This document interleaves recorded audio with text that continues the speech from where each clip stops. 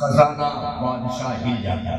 शेख अकबर बहुत बड़े जनाब, वो शेख अकबर सरकार गौसे आजम की मजलिस में बैठा है, बात खत्म हो रही थी सरकार की, तो करीब आया तो इसमें हाथ रखा, दो जानू बैठे थे, सरकार ऐसे हाथ रखा, सरकार आज मेरे हक में दुआ कर दीजिएगा। शेख अकबर क्या कहा, सरकार मेरे पास औलाद नहीं, आज लेके उठना है, बाबू अकबर इशारे पर गौर करना, आज यहां से हमको लेके उठना है। शेख अकबर ने कहा, सरकार मुझ पे करम कीजिए, कोई औलाद नहीं। अच्छा ठीक है बैठिए, दुआ करो। अब इतनी बात ही दुआ करता हूँ, तकरीर के दरमियान उन्होंने कहा, जब ये समझ गए कि अब इख्तिताम की घड़ी आ गई है, दुआ होगी, तब कहा तो आपने कहा दुआ कीजिएगा। इतने में सरकार गौसे आजम लौहे महफूज पे गए और आए, वहीं बैठे, तब वहाँ तकरीर भी सुन रहे। लोग बोलते हैं एक चीज को और आप समाप्त कर लें, बहुत सारे लोगों का इतराज है कि मोहम्मद दुनिया में न जाने लोग सबके कब्र में और सबके कब्र में सरकार आती, एक आदमी इतने लोगों की कब्र में। मैंने कहा पागल है यार, तेरा दिमाग खराब हो गया, मैं तो मामूली आदमी हूँ, नौकर के गिनती किस नौकर का नौकर मैं हूँ। मेरी हालत यह है कि जब मेरी तकरीर होती है वह एक वक्त मैं यहाँ हिंदुस्तान में भी हूँ, पाकिस्तान में भी हूँ, सोशल मीडिया का जमाना है, ऑनलाइन सारी दुनिया मुझे देख रही है, जब मामूली नौकर का ये हाल है।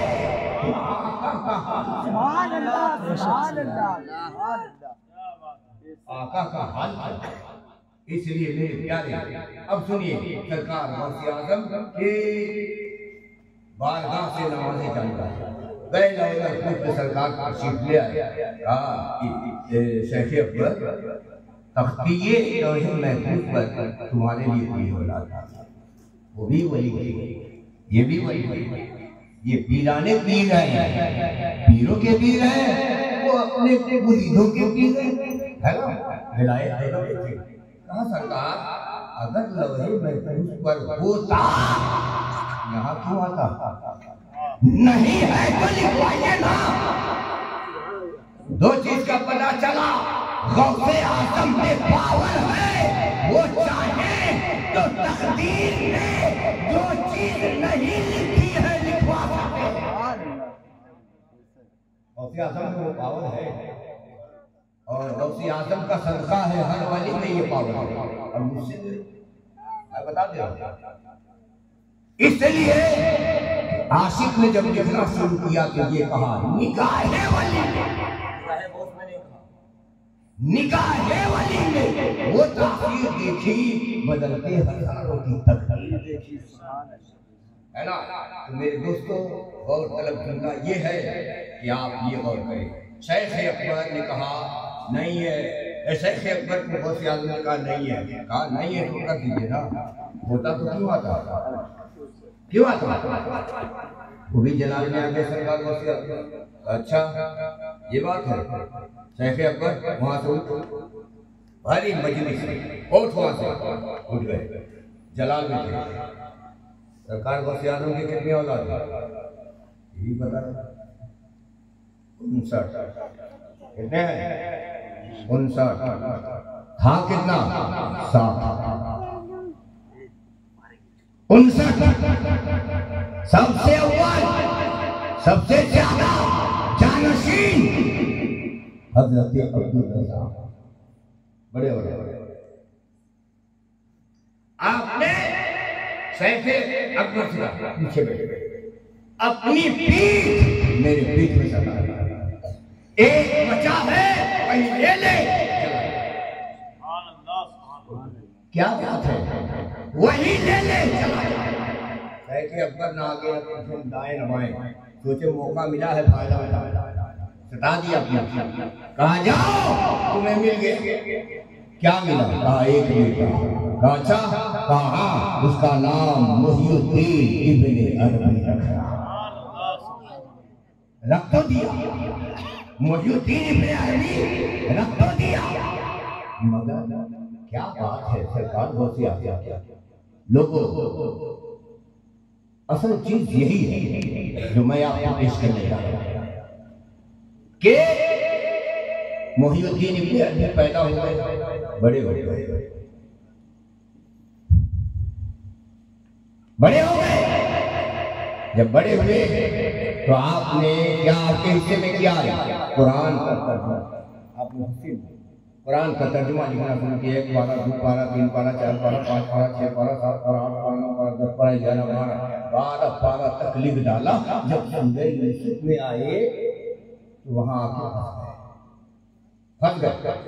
क्या फंसे? ये एक साहब ने लिखा है कि ज़ुलेखा हज़रत यूसुफ को 7 दरवाजे के अंदर ले गई, दरवाजा लॉक किया और उसके बाद कहा अब मेरी ख्वाहिश पूरी कर। एक साहब ने लिखा कि हज़रत याकूब अलैहिस्सलाम ने आकर रहनुमाई फरमाई, ए यूसुफ, नबूवत के मुहर पे दाग न लगने पाए। हज़रत याकूब। और एक साहब ने लिखा हज़रत जिब्रील आए। एक साहब ने लिखा वो कुआं आया जिसमें उनके भाई वगैरह ने फेंक दिया था सामने। इसको याद रखिएगा। 3 तरह की बात जब देखा तो इब्ने अरबी ने कहा हो सकता है ये सुनी बात है, हकीकत से हमको आरास्ता होना है।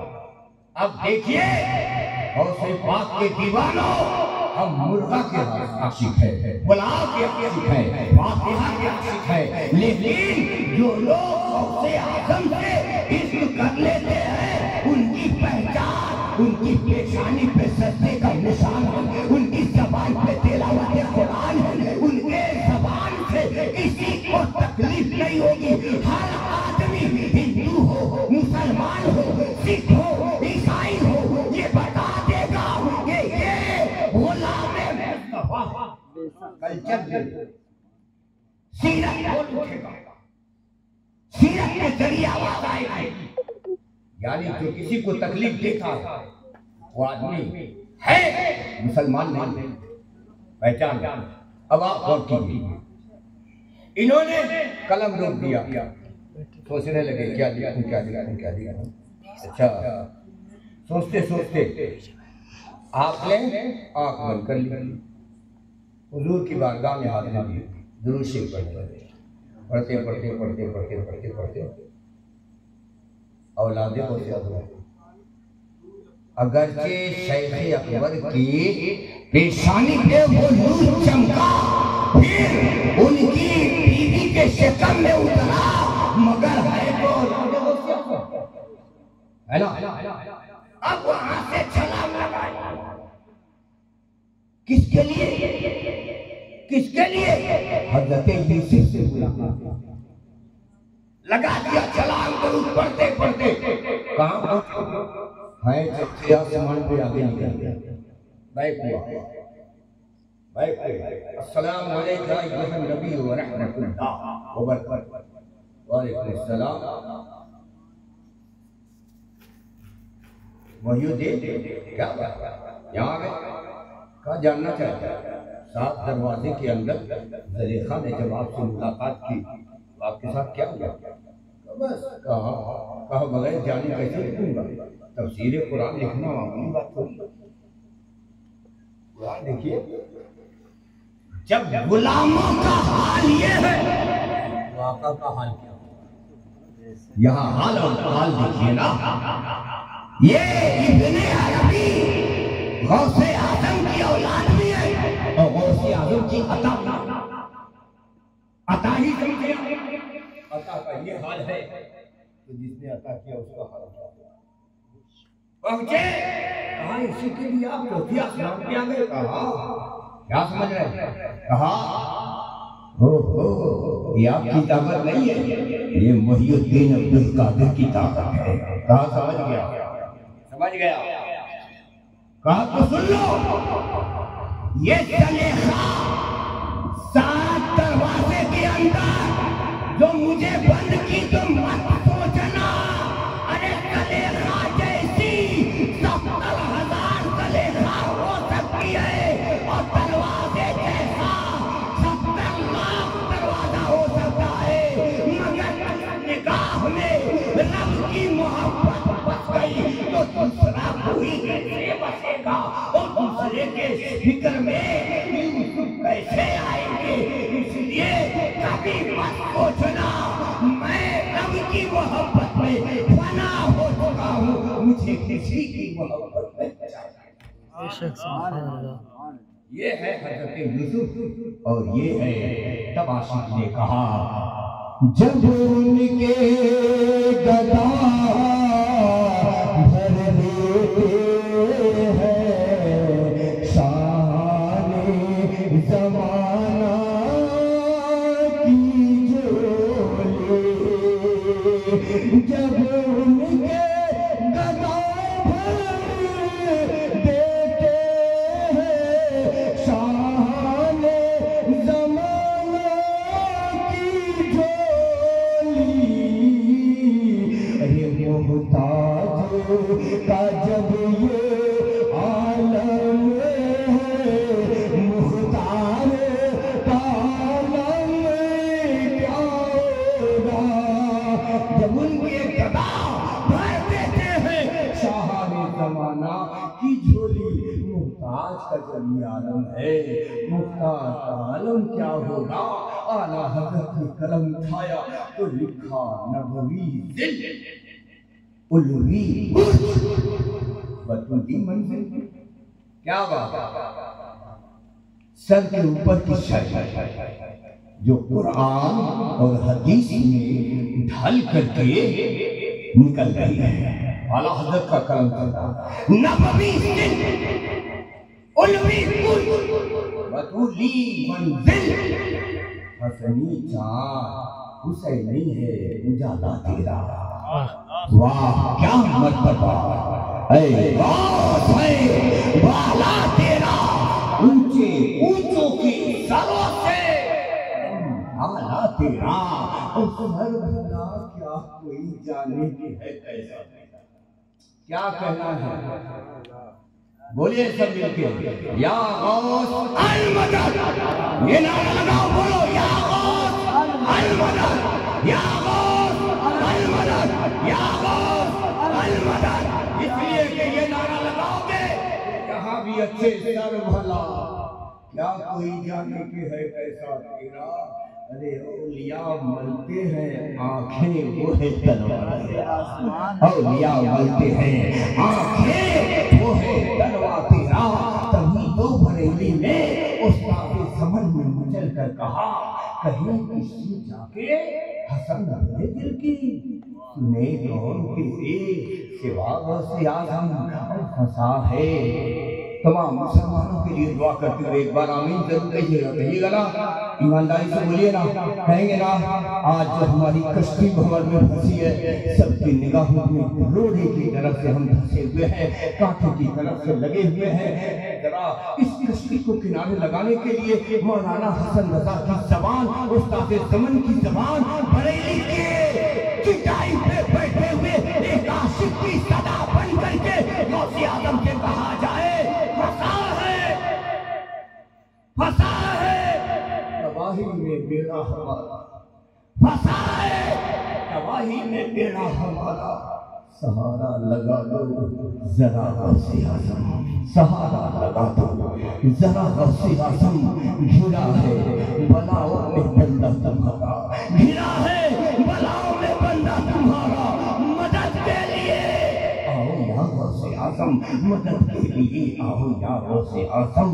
मेरे दोस्तों और बुजुर्गों, जनाब पता नहीं क्यों जब मैं अपने नाना शुक्रुल्लाह साहब का नाम लेने जाता हूँ ना तो मेरी जबान पर न जाने क्यों बार बार हाजी का लफ्ज़। वाह आज की बात नहीं कर रहा हूँ, चाहे जब भी उनका नाम फातिहा वगैरह में भी लेता हूँ बराबर, क्योंकि एक वक्त था कि मेरे साथ मिलादुन बैठा करते थे, कुछ नातिया शायरी भी सुनाया करते थे और कहते भी थे, कुछ समझाया भी करते थे। बुजुर्गों की बात बुजुर्गों वाली है, उसे कदर करने वाला यकीनन अल्लाह के घर में मकबूल बंदा बन जाता है। तो पता नहीं क्यों, हो सकता है उनकी माँ की दुआ रही हो, जिस पर माँ की निगाहें खास होती है ना, वो बंदा खाने काबा में जाके हाजी नहीं होता। माँ की शफकत में भी इतना दम है कि हर रोज बेटा अगर माँ को मोहब्बत की निगाह से सोते उठने के बाद देख लेता है, अल्लाह उसे एक हाथ और एक उम्रे का सवाब अल्लाह ताला। मुझे तो ऐसा लगता है मेरे रब, पता नहीं हकीकत से क्या है, मुझे ऐसा लगता है कि हमने दफन उनको गाजीपुर में किया है, मगर ऐसा लगता नहीं है कि वो यहाँ है।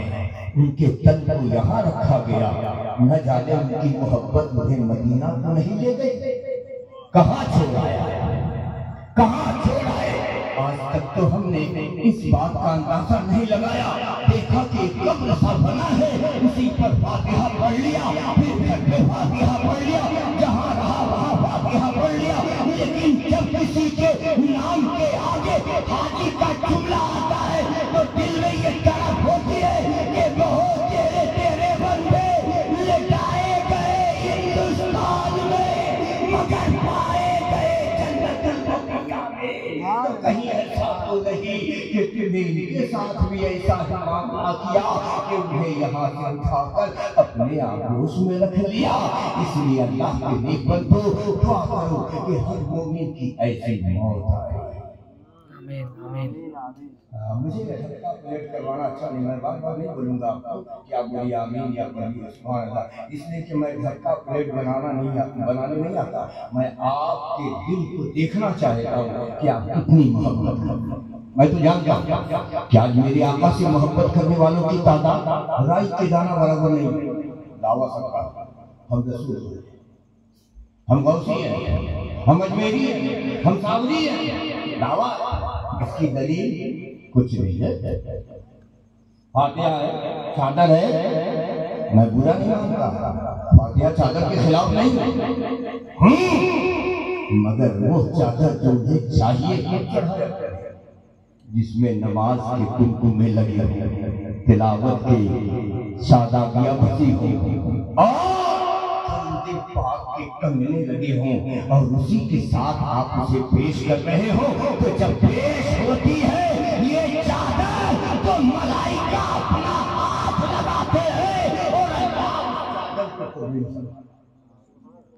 आज तो हम श्री बुजुर्गों के चादर चढ़ा हुआ तो वैसे ही मना है पेश होता है अल्लाह के लिए। चलो दुआ किया जाए इस हकीके की मजलिस को अल्लाह ताला शुक्रुल्लाह साहब की अमानत यूट्यूब पे है, अपनी तरफ से सरकार आपकी बारगाह में पेश कर रही है। अब सरकार आप उसे अपनी तरह से सजा बजा, अपनी तरह से सजा बजा। जितने यहाँ के कब्रिस्तान में इनके कबीले खानदान के बुजुर्ग लेटे हैं, सभी के रूह को पहुंचा दीजिए। बोलिए साहब आमीन जी। और जितने लोगों ने मेहनत किया है, ये मेरे मोहतरम बिरादर अजीज अकबर बाबू हैं, उनके भाई हसनैन हैं, उनके भाई अमन है और दीगर भाइयों की दुआएं हैं, रिश्तेदारों की दुआएं हैं, वालिदे गिरामी की मोहब्बत है, चचा की मोहब्बत है, जिससे ये सज धज करके आज फूल की तरह से खिले नजर आ रहे हैं।